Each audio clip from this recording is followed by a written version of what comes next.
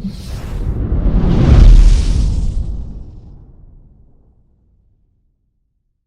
అండి, అందరూ ఎలా ఉన్నారు? బాగున్నారా? నేను బాగున్నానండి. ఇవి తెల్ల కాకరకాయలండి. బాగున్నాయి కదా! చాలా సన్నగా నేను తరుక్కున్నాను. బట్ తెల్ల కాకరకాయలు నేను ఎప్పుడు మామూలుగా గ్రీన్‌గా ఉన్నవి చూసాను తప్ప, తెల్ల కాకరకాయలు నేను ఎప్పుడూ చూడలేదు. బట్ తెల్ల కాకరకాయలు తెస్తేను సో, నేనిప్పుడు దీన్ని ఫ్రై చేస్తాను. ఉల్లిపాయలు కూడా వేయకుండా మంచిగా ఫ్రై చేసుకుంటాను. సో, దీనికి నేనేం చేశానంటే, ఇలా చాలా సన్నగా తరిగాను చూడండి. నేను కత్తితోనే తరిగాను. ఎలాంటి కట్టర్ కూడా ఉపయోగించలేదు. జస్ట్ కత్తితోనే తరిగాను. సో, ఇలా నేను రౌండ్ షేప్‌లోగా కట్ చేసేసుకొని ఒక హాఫ్ కేజీ కాకరకాయలుంటాయండి.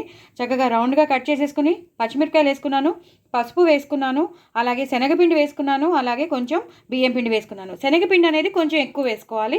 అంటే ఇప్పుడు 4 స్పూన్స్ పెద్ద పెద్దవి 4 స్పూన్స్ శనగపిండి వేసుకుంటే 2 స్పూన్స్ బియ్యం పిండే వేశాను. అది నేను చెప్పేది. సో, ఇంకా కారం ఇప్పుడు వేయను. ఇవి బాగా ఫ్రై అయిపోయాక అప్పుడు నేను కారం వేస్తాననమాట. ప్రస్తుతం దీన్ని ఇలాగా కలిపేస్తాను. నీరు అసలు ఏం కలపద్దండి. దీనికి ఉన్న తేమతోనే ఇది బాగా కలిసిపోవాలన్నమాట. ఒక చేత్తో నేను వీడియో తీస్తున్నాను కాబట్టి కష్టమైపోతుంది. సో, నేను నెమ్మదిగా వీటిల్ని విరిగిపోకుండా కలిపేస్తాను. మహా అంటే కొంచెం పడితే అప్పుడు కలపొచ్చు. ఎక్కువ మాత్రం ఒక 2 డ్రాప్స్ వేసుకోవచ్చు. అంటే 2 to 3 డ్రాప్స్ వేసుకుని కలిపేయచ్చు. అంటే హాఫ్ స్పూన్ నీరు వేసేస్తే దీనికి ఉన్న ఈ కాకరకాయకు ఉన్న నీరుతో సరిపోతుందనమాట. సో, ఇది మొత్తం అంతా కలిసిపోవాలి. కలిసిపోయాక కింద ఈ ప్లేట్లో పడిపోయినా పర్వాలేదు, పిండి అనేది, బ్యాటర్ అనేది మనం మళ్ళీ పైన నుంచి జల్లొచ్చు అనమాట. సో, ఇప్పుడు ఇవన్నీ వేసేసాక నేను ఇంకా వెల్లుల్లిపాయలు లాంటివి ఏం వేయట్లేదు, అల్లం వెల్లుల్లి పేస్ట్ వేయట్లేదు, శ్రావణ మాసం అని అవన్నీ వేయట్లేదు. సో, నేనేం వేస్తున్నానంటే ఈ పౌడర్ వేస్తున్నాను. నువ్వులు, పల్లీలు, ధనియాలు, మెంతులు, కొంచెం జీలకర్ర, ఎండుమిరపకాయలు. సో, ఇవి వేసుకుని మీరు ఈ పౌడర్ వేసేసుకోవచ్చు అనమాట. 2 లవంగాలు కూడా వేసాను ఇందులో. సో, సరిపోతుందనమాట. మంచి ఫ్లేవర్ వచ్చేస్తుంది. అలాగా 3 స్పూన్స్, చాలా ఐస్ క్రీమ్ స్పూన్స్ కదా! సో, 3 స్పూన్స్ వేసేసాను. మధ్యలో 1 స్పూన్ వేసాను. సో, 4 స్పూన్స్ అయిపోతుంది. అలాగే జీలకర్ర వేసుకుంటున్నాను. అలాగే రుచికి తగినంత ఇప్పుడే వేసేస్తున్నాను నేను. ఉప్పు వేసేస్తున్నాను. సో, ఇవన్నీ వేసేసుకొని నేను కలిపేసేసి నేను ప్యాన్ పెట్టేసుకుని బాగా వేయించేసుకుంటాను. బాగా వేగిపోయాక అప్పుడు నేను కారం వేస్తాను. సో, నేను మీకు మిగతా ప్రొసీజర్ మీకు చూపిస్తాను. ఫస్ట్ అయితే ఇది బాగా కలిపేసుకోండి. కలిపేసుకున్నాక నెక్స్ట్ ప్రొసీజర్ ఏంటో మీకు చూపిస్తాను. మీరు కూడా ఇలా ట్రై చేయండి. చాలా చాలా బాగుంటుంది. ఎప్పుడు రొటీన్గా ఉల్లిపాయలు వేసి ఫ్రై చేయడం కానీ, లేదా మనం ఉల్లికారం పెట్టుకోవడం కానీ, లేదా బెల్లం పెట్టి చేసుకునే వాళ్ళు ఉంటారు, లేదా పులుసు పెట్టుకునే వాళ్ళు ఉంటారు. అలా కాకుండా మీరు ఇలా ట్రై చేయండి. చాలా చాలా టేస్టీగా ఉంటుంది. సో, నెక్స్ట్ ప్రొసీజర్ మీకు చూపిస్తానండి.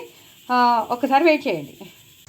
చూసారు కదండి, నేను బాండీలో వేసేసుకున్నాను. తగినంత కాకుండా కొంచెం ఎక్కువ నూనె వేసుకోవాలి.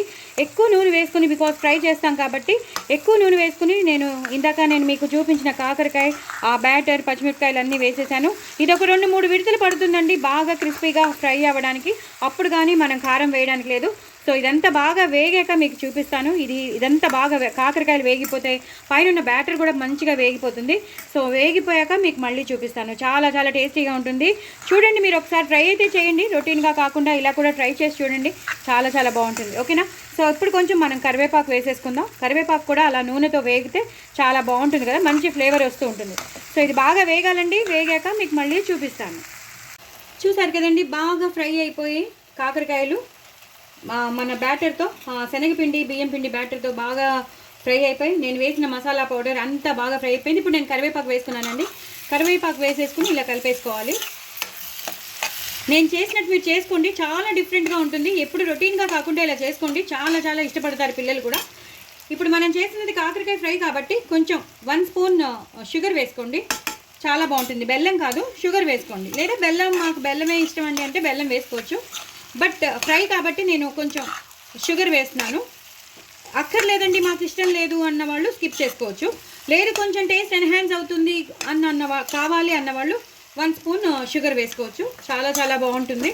అదేం పెద్ద తిన్నంత మాత్రాన క్యాలరీ పెరిగిపోదు, టేస్ట్ మాత్రం ఎన్హాన్స్ అవుతుందండి కొంచెం షుగర్ వేస్తే మాత్రం.